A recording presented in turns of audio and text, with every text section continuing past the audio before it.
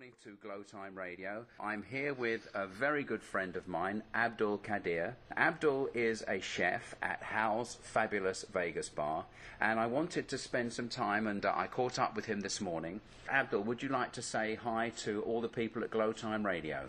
Good morning, GloTIME. Nice to be here. So let's go back to the beginning, Abdul. How did you get started as being a master chef? I was drawn to cooking somewhere around 91, and it was basically the hot dog.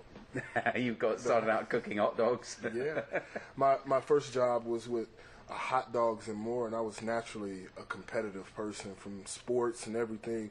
But I found in the kitchen and the same competitive vibe that I found on the basketball court. So you used to play basketball? Yeah, I played basketball until I was about 17. Was that like for school or for a local league? Yeah, I played in local leagues. I played at school. Had an ankle injury, and that pretty much fixed that then. Yeah. And with a couple knee injuries at that time, we didn't have the medicine that we have today. So then, from basketball, I guess you saw yourself at that time as more of a sportsman until you had the injuries. Yeah, and the kitchen gave me that back. Okay. The environment in a kitchen, it's so intense that your focus, I mean, regardless of what else is going on in the world, when you're in the kitchen, your focus has to be 100% there. You're focused on the product, the cooking procedure, in the center of the plate. Did you decide to go to school for this, or was it something that you had realized that you were good at, and it was like a vocation for you? You decided, I'm going to be a chef. Yeah. First, before any of the schooling or anything, I had this wild notion that I would be the last battle on Iron Chef for Masahiro Morimoto. That was my dream. That's what got me into the real cooking. I saw Morimoto and just the execution and the concentration that he brought to the kitchen, and I wanted that to be me. And as I got more and more into it and I started to watch these shows, I wanted to be the last battle. So you watched intently and you got ideas for how to prepare different foods? Oh yeah. I became engulfed in it. It was my vehicle of expression.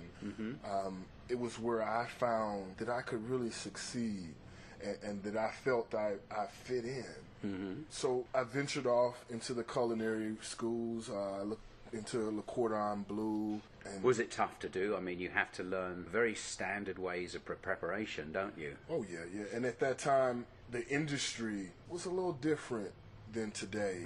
It was hard knocks, you know what I mean? Yeah. It was yes chef, no chef. So what was your first job in the kitchen? First job in the kitchen was washing dishes. How long did you have to do that for? I washed dishes for about 2 years. Whoa, and you still wanted to work in a kitchen? I wanted to be there, and it was like, it was no different than in sports. You had to earn your position. I started washing dishes before I went to school. As I started going to school, I later went into salad. I started in garde-manger. I stayed in garde-manger for about 6 months. On through the different levels and positions, and finally ended at sauteing. So were you making your own sautés? Were you making your own blends, or were you following? I'm guessing you were in a kitchen now where they've got a set menu. Yeah, we had a set menu. I was in Atlanta at Stew Pigeons at the time. I set menu, set everything. You follow the standardized recipe and you stick to that. You don't run out of mise en place, and you make it through the shift. In the kitchen, it's the most organized chaos possible.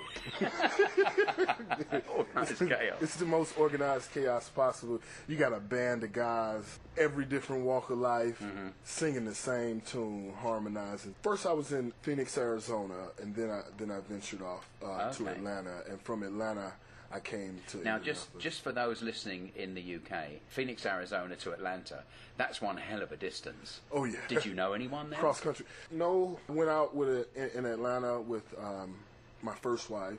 Yeah. And was that tough? I mean, the move from Phoenix, Arizona to Atlanta? Total change in environment. I went from the desert, the deep south of very, United very States. different.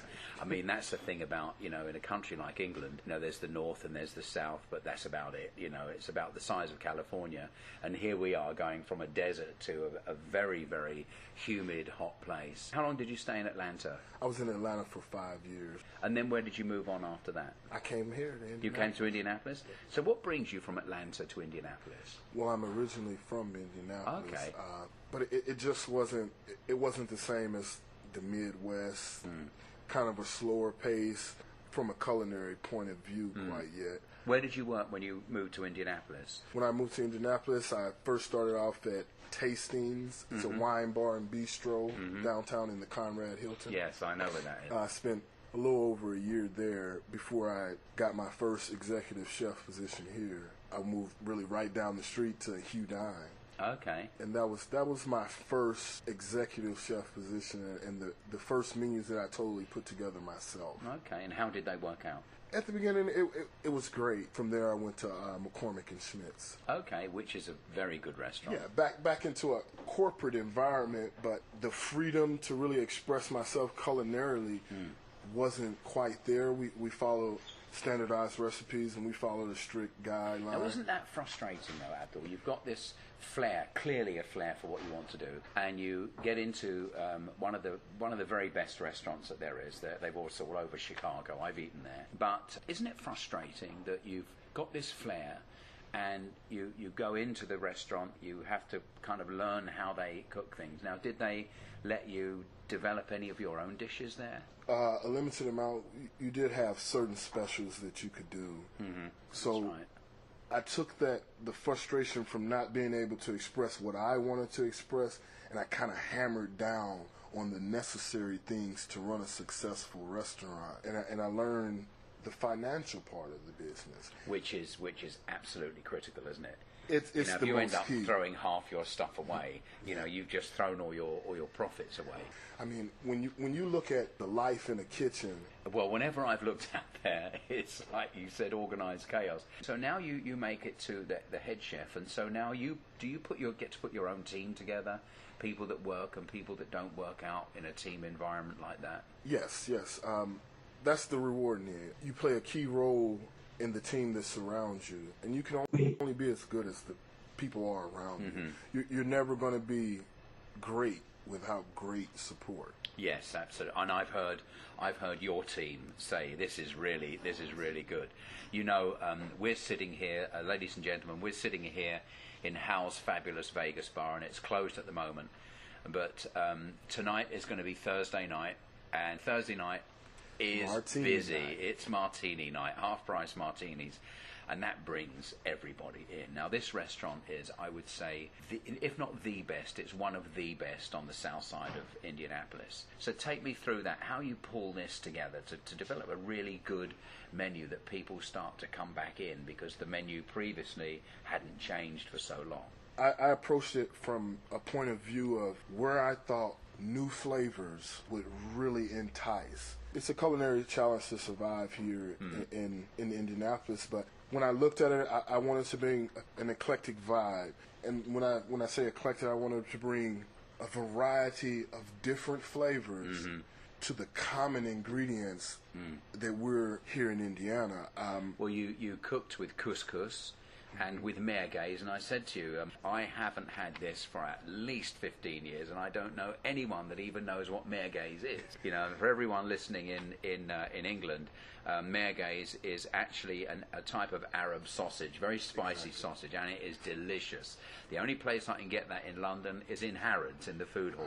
And I've got to say, Abdul, if you ever get over to England, you have got to go down to Harrods Food Hall. It will blow your mind. So now, you started to work on a new menu here, and had you done all this before, built something up from scratch? Yeah, I had also done that at Hugh Dine. So I kind of had an outline of where I wanted to be, and I knew certain flavors that I knew would mesh very well. So I wanted to bring in a lot of different mushrooms, such as porcinis and portobellos, cremini mushrooms. And then I want to associate some of the things that I like. So I tend to vibe off of a lot of Mediterranean and Asian dishes. So I want Which to is healthy living, really. Yeah, it's very, and very that's really healthy. key That's a key thing for me. Unhealthy lifestyles. I'm not going to sell too many dishes when it's not as healthy. And I got to tell you all that they do a hamburger in here which is so huge. I'm guessing from the bottom of the bun to the top, it must be about 6 or 7 inches. Yeah. I also participated with Stacy and Rhonda in producing a new wine list, really to kind of pair with the different flavors. I think the dish on the menu now that really signifies me would be the Chilean sea bass. It's a nice, well-composed dish, but with so many different layers of flavors. Taking an Asian-style dashi and kind of incorporated it with a little Indiana with a little bacon fat. So we have a smoky bacon dashi on top of a porcini risotto, then with the apple miso marinated Chilean sea bass, and I just think the I'm flavors, starving now. the flavors really signify who I am as a chef. You've got to balance the whole lot together. It's all about balance. It's about finding that equilibrium. So Abdul, you've clearly had a great success at this. Is this something that you would recommend to young people to think about going into cooking, becoming a master chef? I really believe it's a great opportunity for our youth today, especially with so much of the recent happenings and all of the things that are going on, the structure, but also the freedom of growth. It's something definitely the youth should really look into. Well, Abdul, it's been fascinating talking to you. So I would like to finish up by saying Abdul and I become really good friends, and to recommend this to other people I think is really interesting for people to learn that they can go into here and into a kitchen, and it may be tough, but any good job is tough to begin with. Anything worth doing is worth doing well. Absolutely right. Well, I'm gonna say goodbye to all my friends at GloTIME Radio. Abdul, would you like to say goodbye to Dee and Sylvia and Sandy and Mark? I would definitely. So, and I love the opportunity to get to speak with you guys, and it's been an honor. And I really hope that everything that we've gone through today is really motivational towards those looking for a way. I'm sure it will, and that's the theme, through all my interviews, is to motivate people. Abdul, thank you very, very much. It was a pleasure talking with you. Thanks for having me. Towards those looking for a way. I'm sure it will, and that's the theme, through all my interviews, is to motivate people. Abdul, thank you very, very much. It was a pleasure talking with you. Thanks for having me. Okay, bye-bye.